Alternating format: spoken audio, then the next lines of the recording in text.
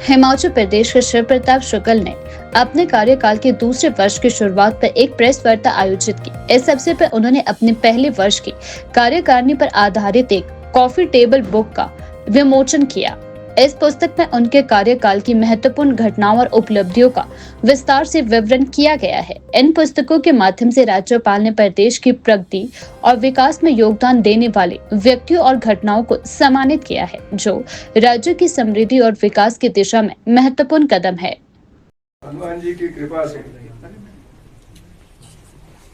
आज मेरा आप लोगों के बीच, हिमाचल के लोगों के बीच 2 वर्ष का कार्यकाल पूरा हुआ है। अभी तुरंत ही एक हमारे जो प्रवास के कार्यक्रम रहे, जहां जहां कार्यक्रम था, उसका एक कॉफी टेबल बुक हमने प्रदर्शित किया है। मुझे प्रसन्नता इस बात की है कि हिमाचल प्रदेश में आप लोगों का मुझे बहुत ही सहयोग मिला। यहाँ आने के बाद हमने अपने को पूरी तौर पर संविधान के दायरे में रखा।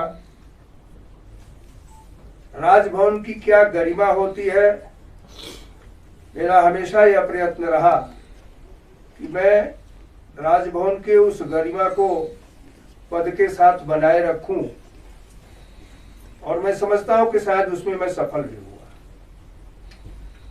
जो कहा जाता है कि राज्यपाल राजनीतिक व्यक्ति नहीं होता है,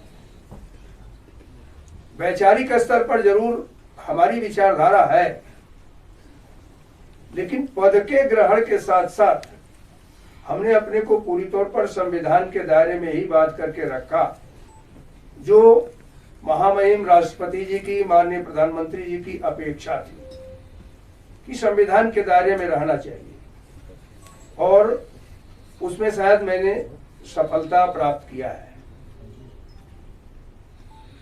मुझे इस 2 वर्षों में हिमाचल के लोगों का अत्यंत स्नेह और प्यार भी मिला। यहाँ आने के बाद